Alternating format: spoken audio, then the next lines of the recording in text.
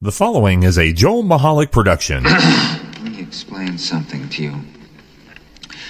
Whenever you come in here and interrupt me, you're breaking my concentration. You're distracting me. And it will then take me time to get back to where I was. Understand?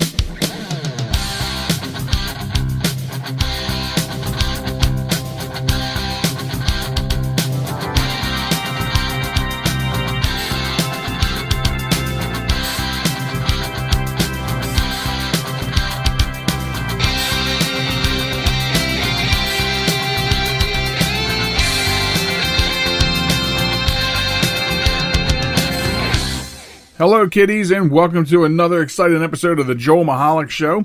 Thanks for being here. I am solo this week as the lovely Sharon is taking a break because it is Mother's Day weekend, and so she is taking the weekend off. And being that it is Mother's Day weekend, a big shout out to all the moms out there. This day is for you, so hopefully you're not doing anything today because you got it all done yesterday. But no, seriously. So happy Mother's Day. Happy Mother's Day to all the fur baby mommies. Okay, another a segment of the population that is missed. And not that we wished pet owner mommies a happy Mother's Day for that reason years ago, but, you know, as a society we evolve. Sometimes as a society we get stupid too, but as a society we evolve. So happy Mother's Day. This is a Mother's Day weekend edition of the podcast, which really means nothing. I thought it would be cool to say that, but really it doesn't mean anything. We're not doing anything special for the podcast because it's Mother's Day weekend, other than wishing you all a happy Mother's Day. And I'm solo. I'm by my lonesome. So I don't know if that's good or bad, but we'll take it. So we did some traveling this weekend, and, you know, there's a problem with the weather, at least in this region of the country. And the problem with the weather is this.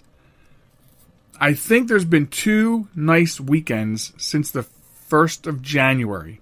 So far in 2019, I think there's been 2, maybe 3 complete nice weekends. I'll take that however you mean it. For everybody, a nice weekend might mean something different. And so it's been traveling in the rain, down to the beach, traveling in the rain, back from the beach, and, you know, it's just been terrible. Now, it wasn't too bad yesterday. We had some sprinkles, but mostly sunny, cloudy. We were able to do things.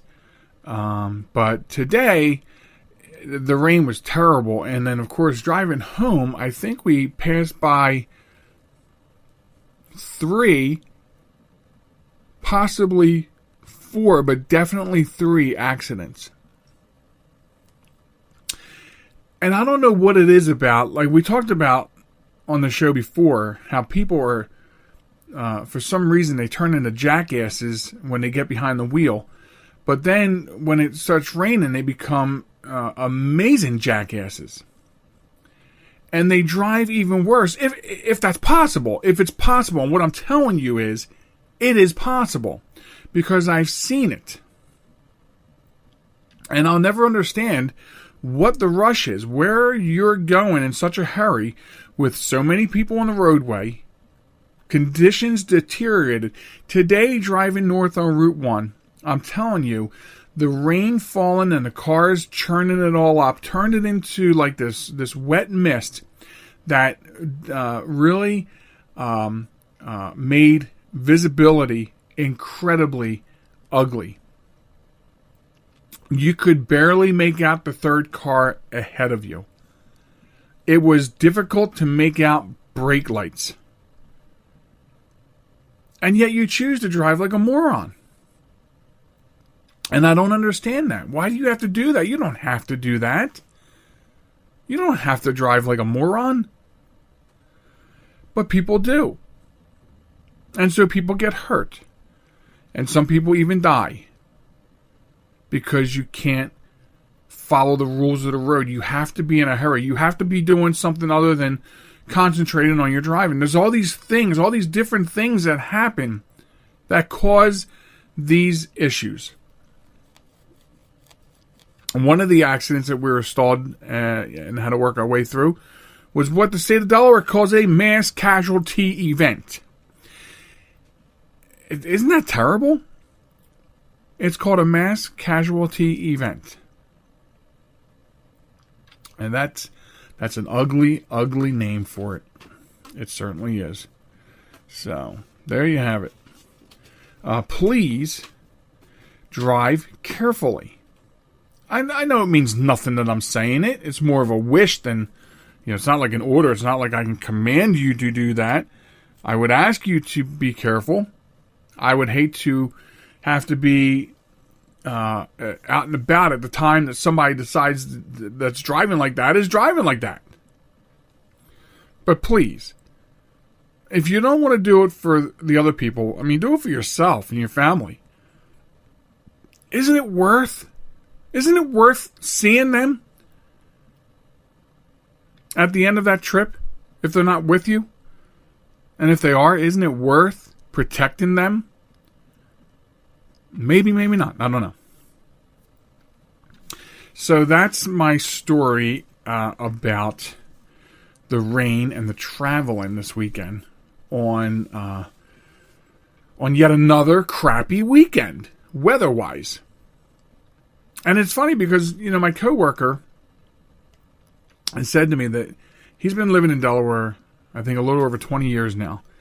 And he said that he has come to know that in Delaware, the weekends are just generally crappy. And I guess I never thought of it that way until he mentioned it.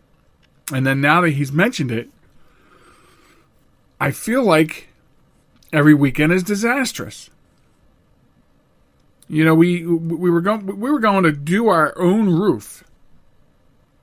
We were going to do our own roof, tear it off, repair planks, repaper it, shingle it, new skylights. And last summer, we were waiting for a weekend, 2-3 days, to be able to do it. And we went the whole season not getting a guaranteed full weekend. And then so finally, we actually just, not even a month ago, broke down and hired a roofing company, and they came out and did it in 7 hours. So, which, turned out to be the right thing to do, because then that took the pressure off of us trying to find time, find crew, resources to get it done, but mostly a 2 or 3 day weekend of solid good weather, where it was warm enough, not cold, not too cold, not too hot. Because the last thing you want to do is on an 80 or 90 degree day, be up on a roof that's now going to be converted to like 140, 150 degrees. Can't do that. So we broke down, we got it done ourselves. Or we had it done. And that took all that pressure off. So I was like, there's no way I'm going to try to go through another entire summer season, spring, summer, fall season, trying to get a good weekend. We got to get this done. And so that's what we did. But it also makes me realize how much more value that statement by my coworker made, over a year ago about his experience with weekends in Delaware. So there you have it. And does that ring true for anybody else? Facebook.com/JM Talk. I forgot to give out that information, but you can go there and tell me, hey, are you listening from another state? How are your weekends? How are your weekends in your state? Especially if you're like outside this region. Because, right where we're looking, Delaware, we're sort of, on the coast. Some of the state is on the coast, and then the rest of the state is close to bay and river. So, if you're in the southeastern part of Pennsylvania, if you're in New Jersey, southern New Jersey, if you're in northeastern Maryland, Eastern Shore Maryland, rather, because northeastern Maryland is something different, you may experience similar stuff. So, if you're in the Carolinas, if you're in California, if you're in Missouri, I don't know. What are your weekends like? I don't know. Tell us about it. Post it. Something like that. Anyway, so moving on. I wanted to tell you about this story I came across. I am all for simple living, affordable living. And I don't know why we have not yet. I think one day we will, and it may not be while I'm alive. But I think one day we will finally stretch out and start using wind and solar power as a norm. Not as something a homeowner can, put every penny they have and take out loans and everything to get, to go broke doing it. But I think someday it will become a standard. I think someday it will have to become a standard. But these, I ran across this article that goes a step further. This is not about solar energy and wind energy. That could be a whole other topic. But I was just saying, as far as simple living, easy living, affordable living, and obviously affordable living means you taking advantage of these types of things. But I want to talk to you about a company called Icon. They're a construction company that uses 3D printing. And we all know what 3D printing is, right? If you don't, it's a printer that will actually print items. Okay? Items. And so, for example, in medical science, they're using 3D printers to print heart valves. So they don't have to use heart valves from pigs anymore to do heart valve replacement surgery. So things like that. 3D printers. People are printing guns with 3D printers. And now a construction company called Icon is printing affordable 3D housing. According to Icon, the first permitted 3D printed home is just 350 square feet, and it's located in Austin, Texas. The tiny home serves as a proof of concept for sustainable home building that will allow for safer, more affordable homes for more families faster than ever. So the printer used, which is called the Vulcan, it's designed with some common constraints in mind for places such as Haiti and rural El Salvador. And, excuse me, I didn't even bring a drink into the studio. I'm doing this without a drink to wet my whistle. So anyway, places with unpredictable power, little technical assistance, and potable water that's not guaranteed. So Brett Hagler, CEO of News Story, who's covering it, said that we feel it's our responsibility to challenge traditional methods and work towards ending homelessness. This sounds like something similar I wrote about several years ago in an op-ed. But anyway, so by working with Icon and leveraging their 3D printing innovations, we were able to reach more families with the best possible shelter solutions exponentially faster. So 3D printing for homes, it offers advantages that may not be available in conventional construction methods. Okay? They offer nearly zero waste. You have speed, a much broader design palette, next level resiliency, and the possibility of a quantum leap in affordability. Okay? We're not talking about 10% better than your typical stick and brick house. We're talking about 10 times better. Now, the proof of concept home in Austin was printed in less than 48 hours. And News Story, the company, it says its aim is to get faster. As the technology progresses, we can get faster. So eventually the company's goal is to print homes in less than 24 hours. The Austin home costs around $10,000 to create. That's the printed portion only, because then you have your labor to put it up. But Icon and News Story, the two companies that have partnered up, they hope to create similar homes that would cost as low as $4,000. And they plan to break ground on their first 3D printed community in history sometime this summer. So we'll have to watch out for that. As I said before, it's tough to follow up on stories because something like this gets a lot of attention, and then the follow-up never gets any attention, and you're like, if you forget because life gets in the way, then you don't go out looking for it. But I'm going to really try. A couple of years ago, I wrote an op-ed about using recycling storage containers to make small housing villages for the homeless and the vets, and so this is a similar concept. It's just that they're using 3D printers. And this coincides with a video I saw not too long ago where this company was making these blocks. And they go together almost like Legos, but you built a house with these blocks. And again, it's made of a composite material, so it's better against the weather. It's better for insulating the indoors of the house, and it's just amazing the things that they're doing. This is an area of technology that I enjoy talking about because I think this innovation is good. I mean, it's interesting because when we were down at the beach this weekend, we're looking at houses that cost like. We were looking at this house for the last 2 years going, when we were down there. We'd always drive by it every time we take Molly to the dog park. And this house is beautiful. It's got like that southwestern look to it, and it's beautiful.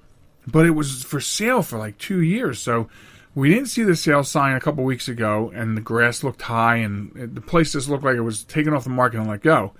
And then when I was down there this weekend, I kind of looked up some information and found out they sold it for $500,000 last month. $500,000. At 56% higher than anything else in the neighborhood. Everything else is going for $299, $249. But that's not but the point I'm making is, think about those home prices. And of course, obviously, because it's down the shore, you pay more money when you're closer to the beach. But think about that. What would you do if for, say, $5,000 to $10,000 for a small bungalow home being printed, and then the labor to put it up? What's that? Another? I don't know. I can't even be realistic about this because I'm not sure what construction costs and labor would be. What, another 10? I don't know, $20,000, $25,000, and you can put and then the cost of the land, and you put your own little house up. Something that will be better for those elements: hot summers, cold winters. Something that's sustainable. Something that can use things like wind and solar power to make it more affordable. It could be done. This is great stuff. So I got to try to remember. I'm going to remember. I'm going to put the link up. I want you guys to see this. And then, of course, what I really need to focus on remembering to do is I'll try to make a Google a Google alert. And the Google alert will kind of track some keywords. And I'll see if I can get notified. Maybe we can get some notification of the first community of 3D printed affordable housing. That would be pretty cool, right? So I'll do all that. But anyway, I failed to do this at the beginning of the show, so I'll do it now on the way out to the break. The website is jmtalk.net. jmtalk.net. That's the website. You can go there and you can subscribe to the podcast, and you can listen to the 24/7 stream, all Joel Michalec, all day long, and Sharon too. And you can also hang out at Facebook. Check us out there at JM Talk. We're also at Twitter at JM Talk Radio. So there are various ways. You can also email the show at joelmichalecradio@gmail.com. So that is how you reach out to us and get a hold of us. Later on in the program, a new Wombat of the Week and a new Hero to Honor. So that's all coming up later on. Those things come up in the home stretch of the show. I need to get some liquid in my throat, so I'm going to go do that. And that'll take about 90 seconds. And we'll get back to more of the Joel Michalec Show. Be right back after this. This message is for all of you sitting in the passenger seat. And apologies if it gets a little uncomfortable. But how does it feel to be at the mercy of someone who thinks a random text is more important than your life? Someone who takes their eyes off the road while speeding along in a 3-ton hunk of steel. Freaky, right? Well, why not just ask them to stop? Or better yet, volunteer to text for them. It might be a little awkward, but believe me, you'll live. Learn more at StopTextStopWrecks.org. Brought to you by the Ad Council and the National Highway Traffic Safety Administration. Broadcasting from a crummy little studio in Baltimore, Maryland. This is Reality One Radio. You see why we need your donations?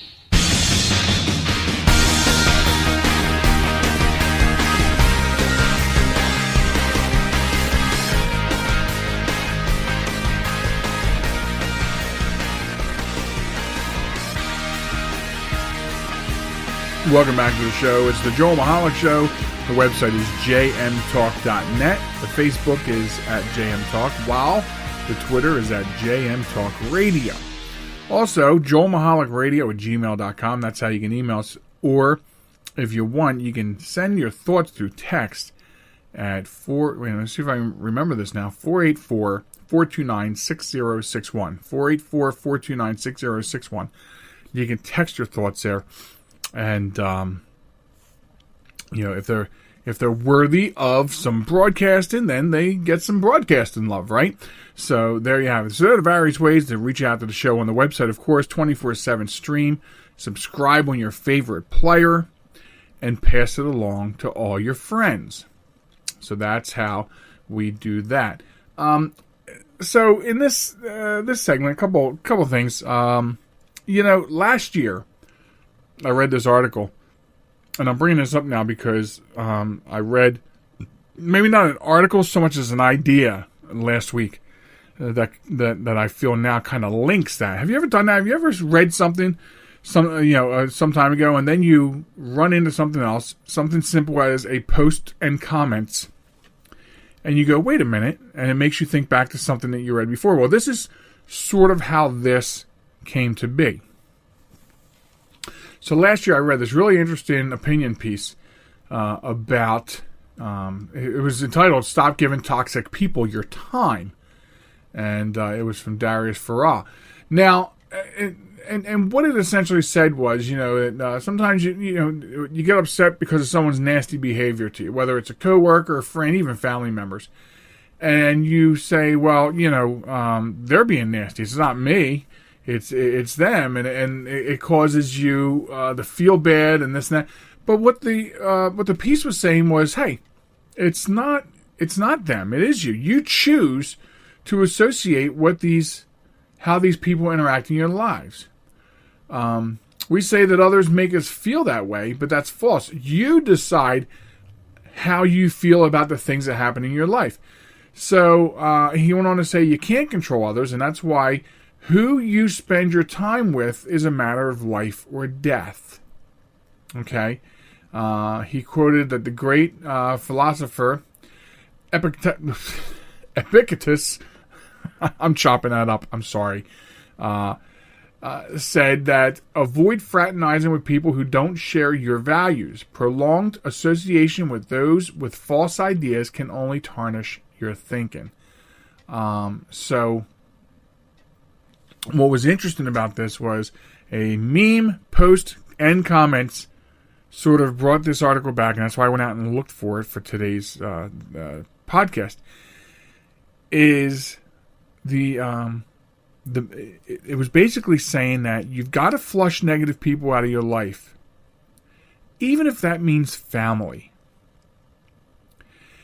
And believe me, that generated a lot of discussion, because typically I think most people would think, you don't do that.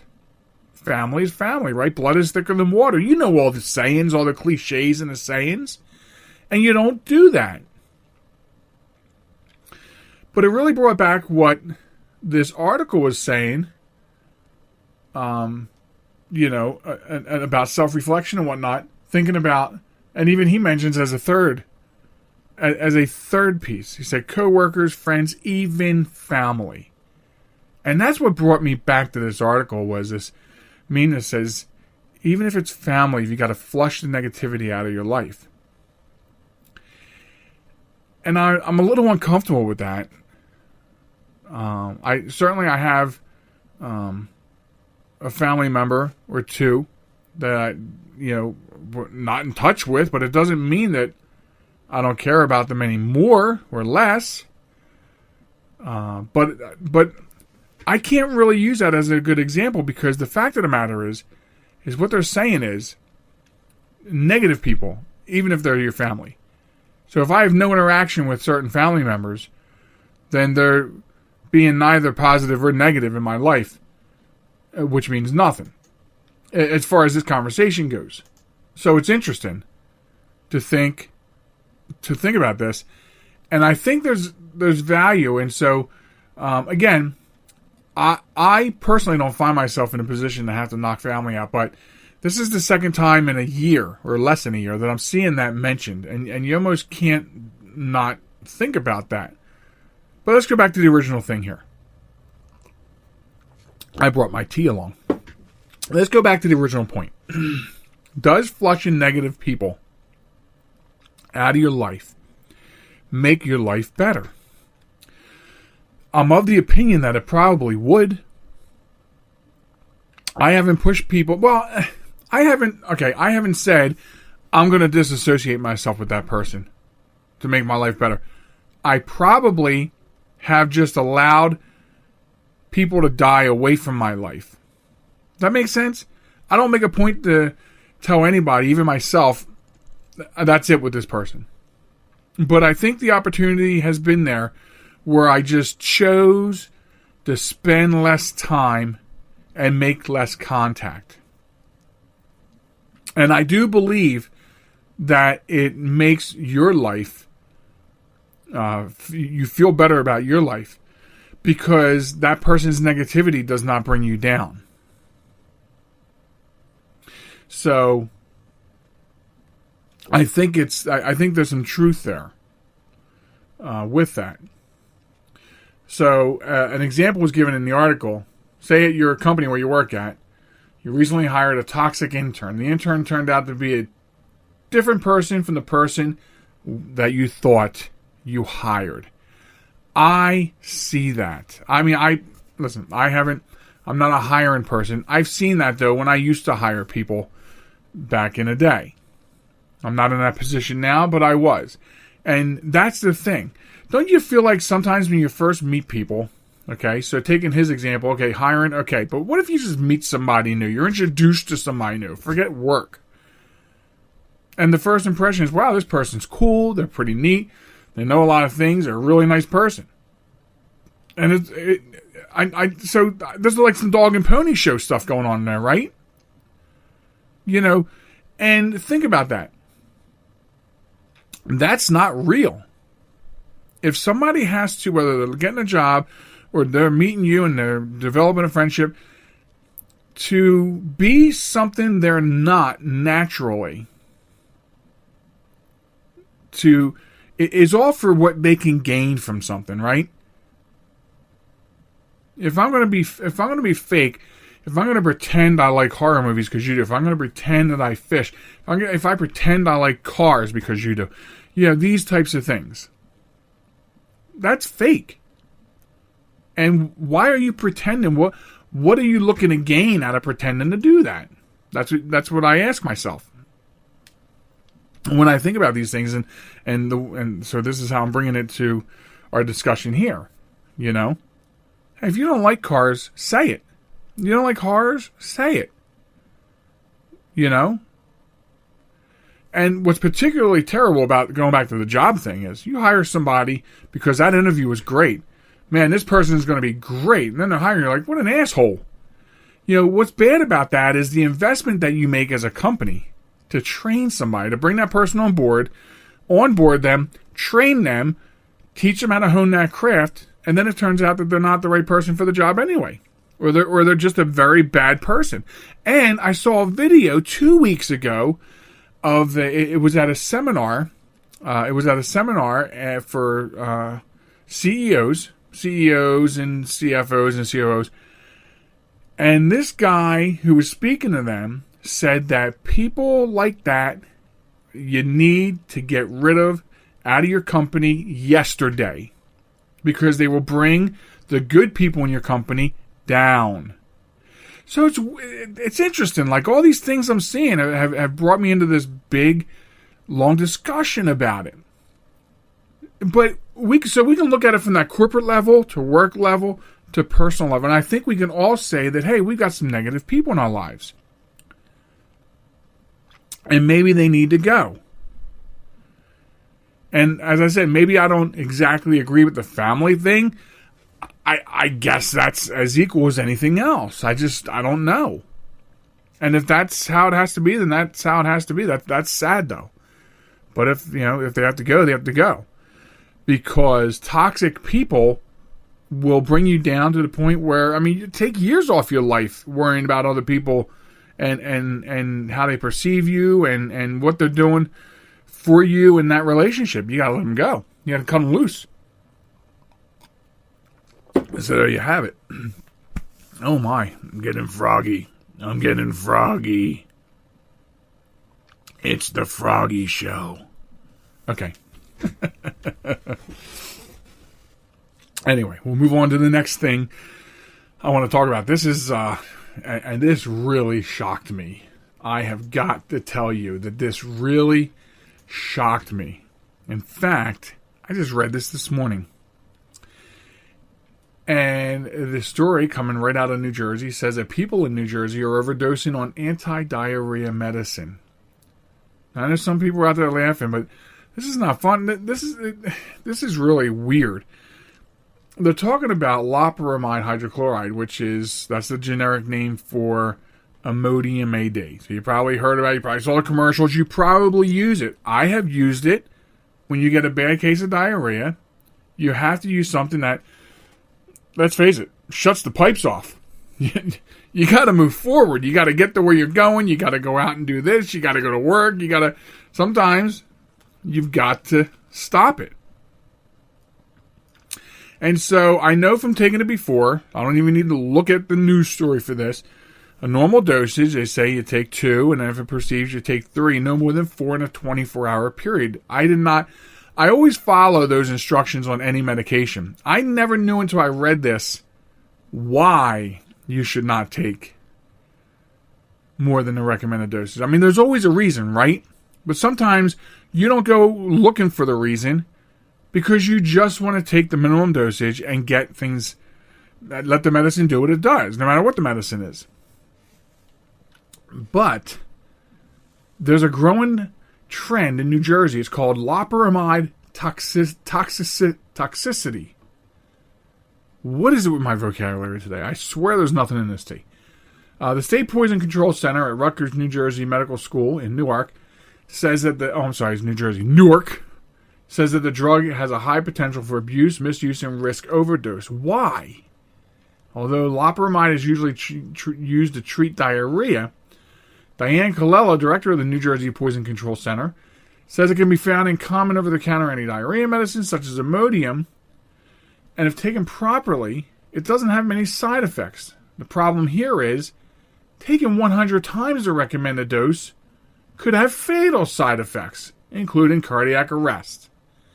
Colello says that people are overdosing because loperamide is an opioid. In low doses to treat diarrhea, does not affect the brain, does not cause a high.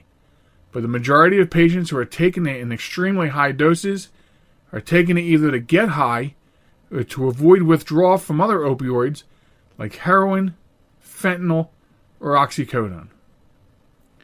When someone overdoses on an opioid, they can die when their breathing stops. But if they're found early enough and given Narcan, that can cause them to wake up and start breathing again. But with loperamide, it causes the heart to develop a potentially fatal arrhythmia and to stop.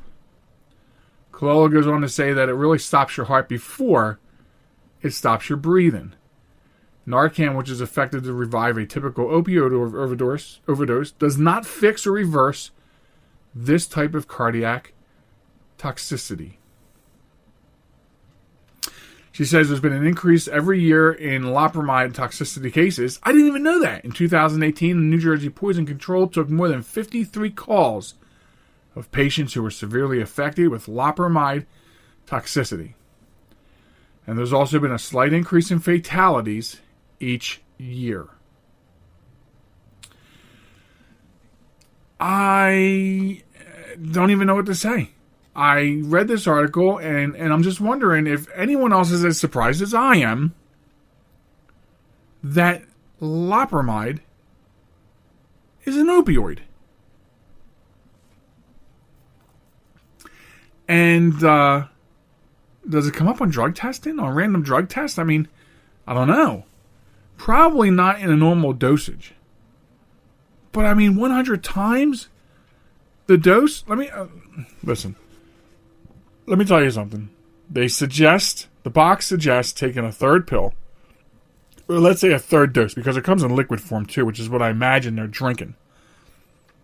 Third dose, if the initial dose, a third dose, second dose, okay, a dose is a pill. I'm going to stick with the pill form because that's what I took. 2 pills is a dose. A third pill if the symptoms don't go away within whatever. So, and the 1 or 2 occasions that I had to take a third pill, let me tell you something. You're not going back to the bathroom for about 3 days. So I cannot imagine, according to the article, 100 times the normal dose? 100 times the normal dose. Not only is your heart going to stop, but you're not going to the bathroom either. Maybe to pee, and I hope you have good kidneys to process that kind of medication. Because as a diabetic, I have to worry with all the medications I take for diabetes or any other medication I might take if I take an antibiotic or even if I take Motrin for fever or pains. I mean, I have to also be wary that I have to drink extra fluid. I have to make sure my kidneys are going to be okay processing this stuff. And I could not believe when I read this that this common over-the-counter. I never knew. You know, the new thing going around social media is how old were you when you learned that, you know, the bottom pad of your stapler holds extra staples, or how old were you when I was today years old? I was today years old when I found out that loperamide is an opioid, and mind blown. My mind has been blown about that. And so, you know, really, people, you can't do that. I know that when you're trying to, I know that there's withdrawal issues and all when you're trying to stop taking opioids and things like that. Okay? And according to this article, many people trying to get off the others end up taking high doses of this. Why? Because they can go buy it in a store, over the counter. There's other ways to get help. There are other ways to get help. You know, it's one thing. We know we have a drug epidemic, right? But then, to find out that your over-the-counter drugs can be so deadly. And I just hope that the people that need help can get the help. And God forbid if they are overdosing on something like loperamide to get a high or to control their withdrawal. That would be a horrible thing to waste your life trying to deal with withdrawal. To kill yourself with antidiarrheal medicine. So, you know, for what it's worth, you know, I wanted to talk about the story because as a learning thing, like I just didn't know. Obviously, we don't have the answers on how to cure people who have this problem. We don't. But knowledge is power, and so here I bring you this knowledge that I didn't know. So there you have it. jmtalk.net is the website. Facebook is JM Talk.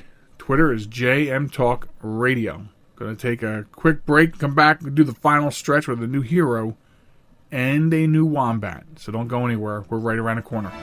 This is New York's Super Oldie Station, 920 WON, The Apple, Brooklyn, New York. So I use my computer every day. I'm not even sure how I get along without it. But I wasn't prepared for a virus. A Trojan, they called it. One night I'm cruising along, and the next night I can't do anything. I was afraid it was going to cost me a fortune. Boy, was I surprised. They had me back up and running the same day I called them. I really like PC Tech Rescue, and you know what? My wallet likes them too. Are you troubled by computer problems? PC Tech Rescue should be your very next call. Whether the problem is viruses, hardware, software, or any other issue, they can diagnose your problem and have you back up and running fast. With more than 25 years of industry experience, you can be sure you are getting dependable and affordable service. Call today, 484-429-6061, or email us at pctechrescue@gmail.com.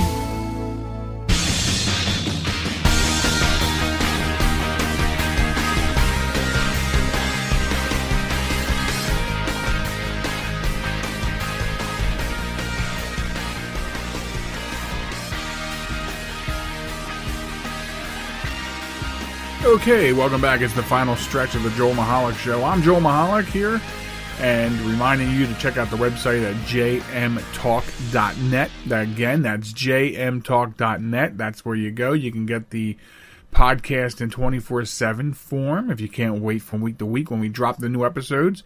You can also subscribe so you don't miss an episode. That's important, right? So you can subscribe to your favorite player.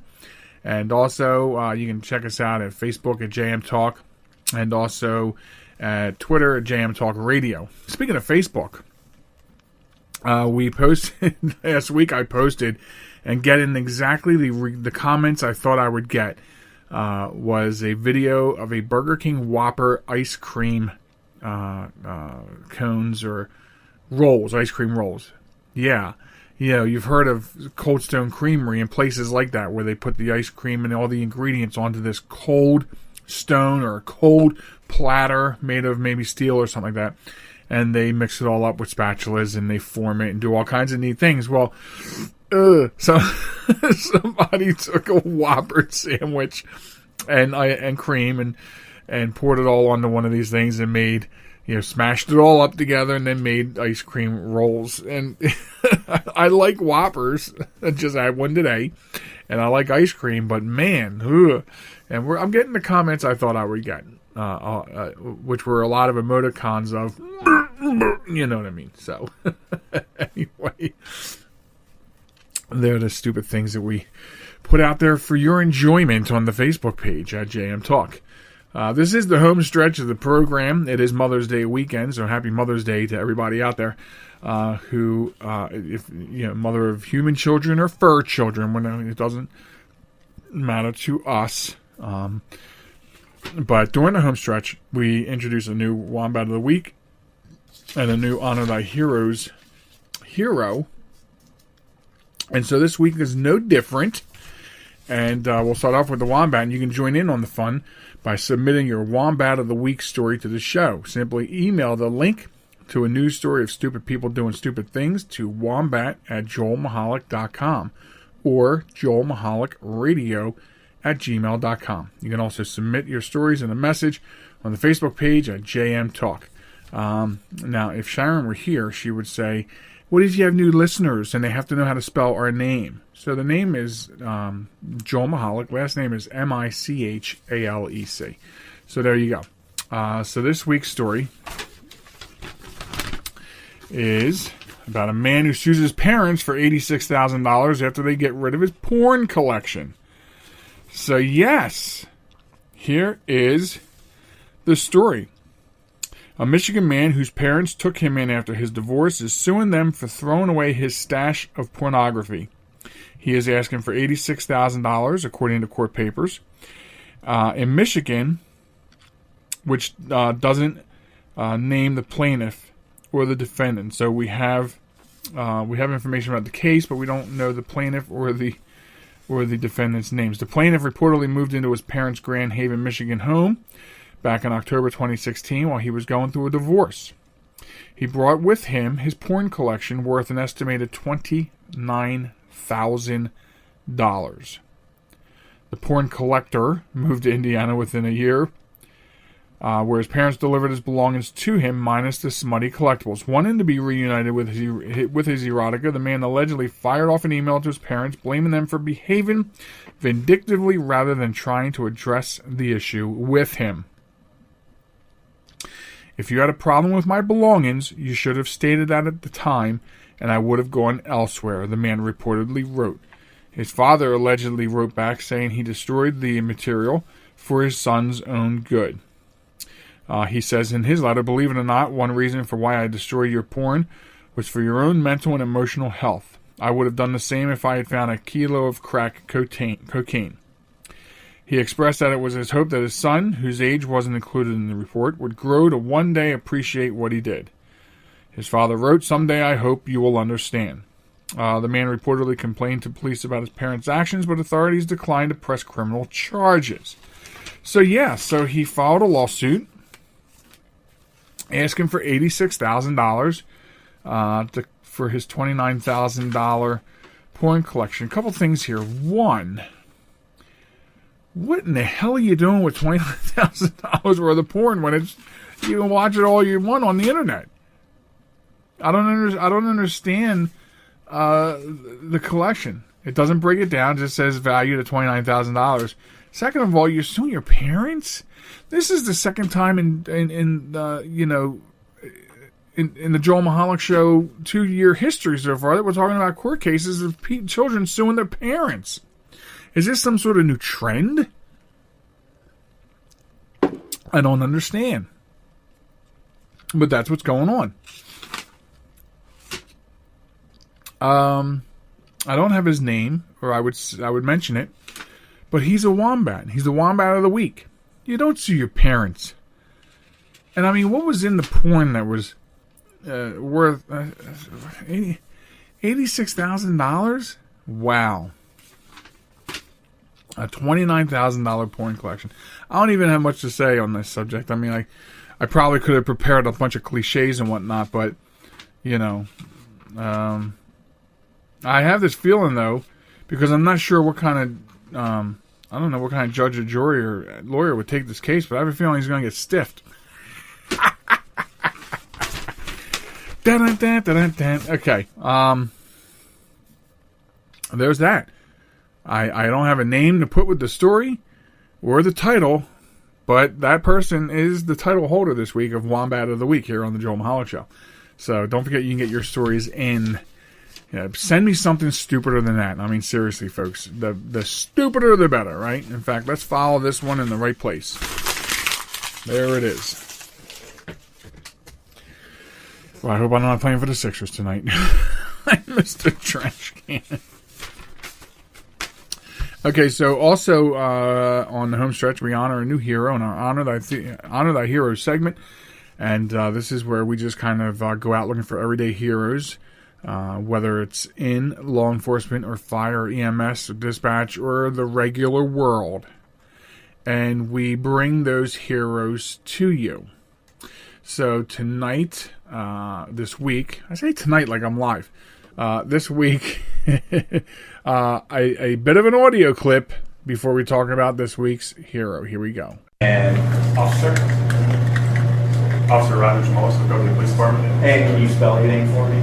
ROGERGEMOULES. All right. So what happened yesterday? You were just patrolling. Just on patrol. I'm usually a school resource officer, and due to them being out on spring break, I was patrolling the streets.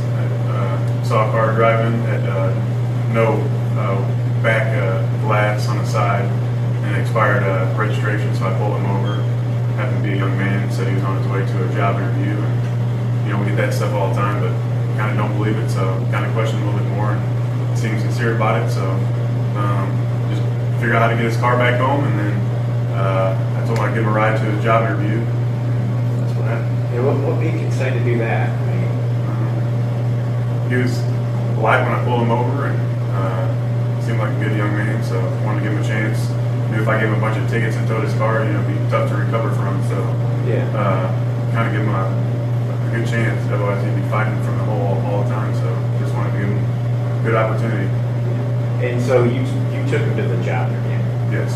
And just dropped him off, or? Yeah, just dropped him off. Yeah, great. That's awesome. Anything else you want to add? That's it. Okay. I appreciate your time. Thank you. Yeah. Okay, so there you have it. This is one of those stories of a police officer or somebody going above and beyond. In this case, going above and beyond his job, making a different decision than what he could have done.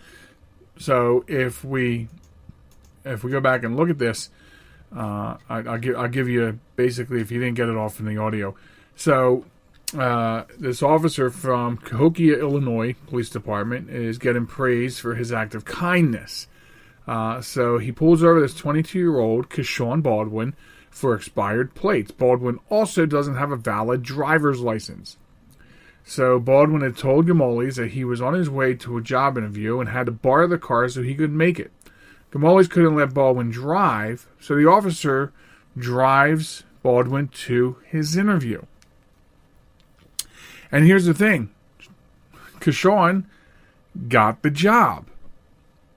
So instead of this officer, as he says, instead of writing him up tickets for no driver's license and having expired tags on a vehicle, all these different tickets that would put him in a larger hardship, he doesn't do that.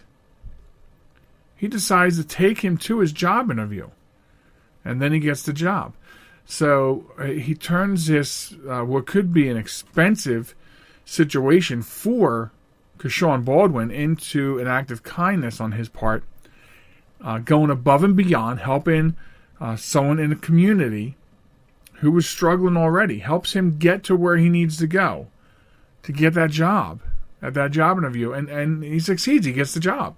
So this is great stuff. This is the kind of stuff that, I say it all the time, this is the kind of stuff we like. This is the kind of stuff in Honor Thy Heroes that we want to honor.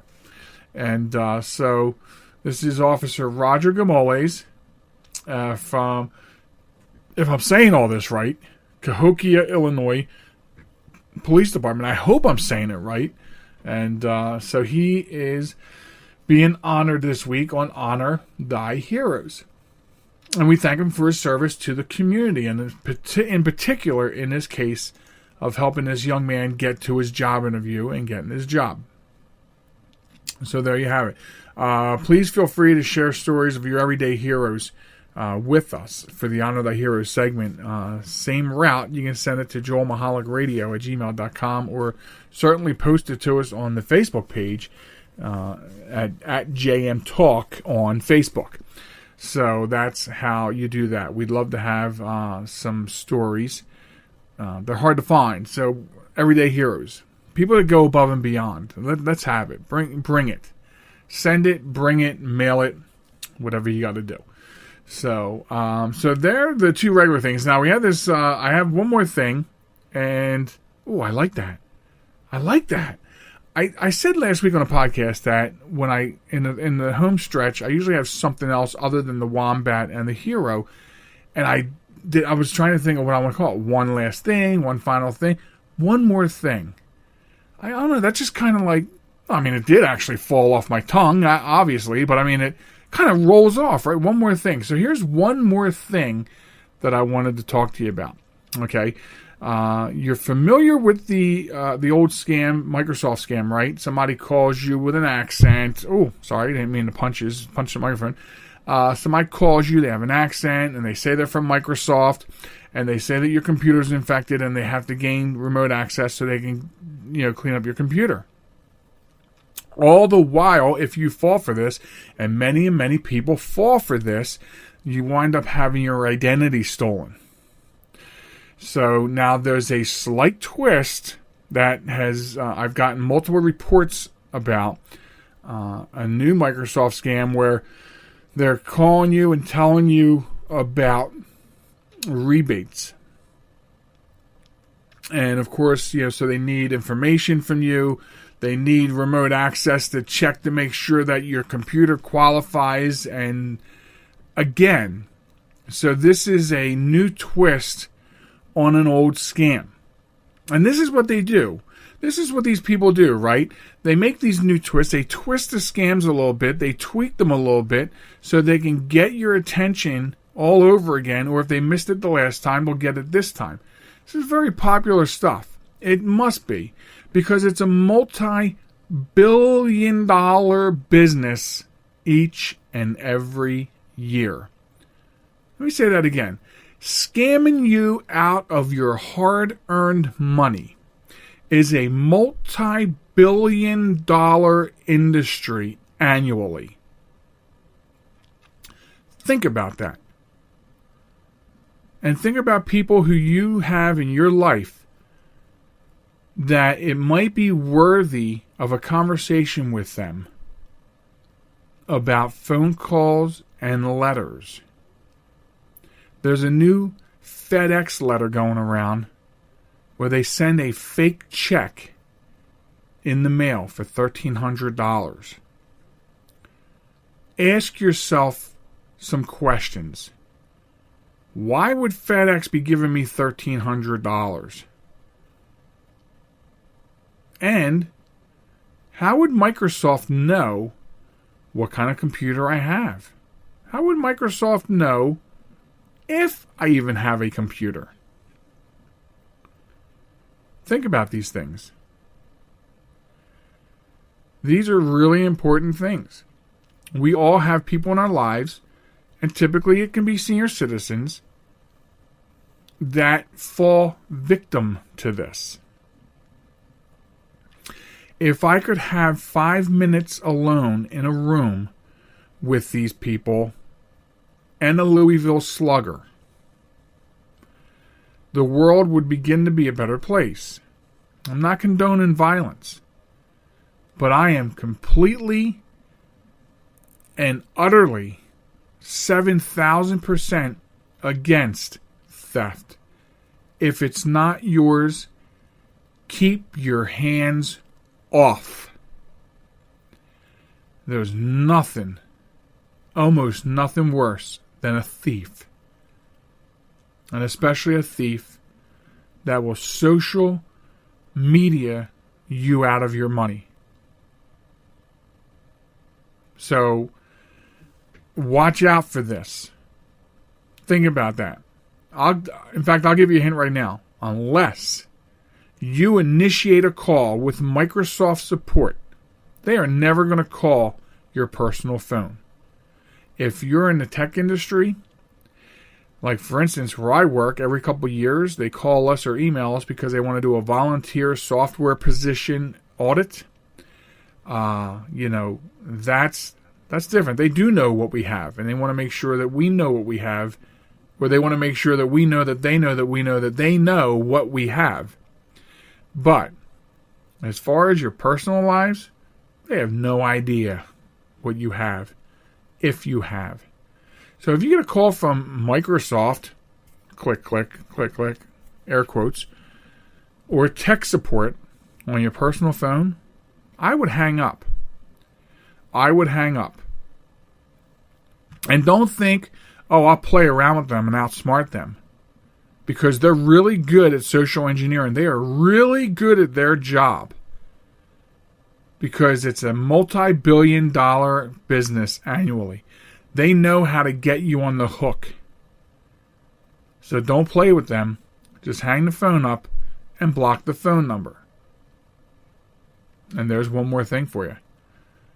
So I want to remind everybody that a new podcast drops each and every week on Sunday evening.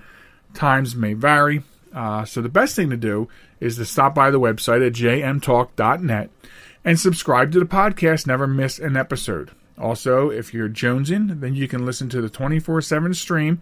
The link is right there on the front page of the site. So stop by Facebook at JMTalk and chat with us. Or stop by Twitter at JMTalk Radio. Remember, be good to yourselves, be good to each other. It's summertime. You go into the park or the beach, pick up 3 pieces of trash. All right? Behave. We'll catch you next week. Good night.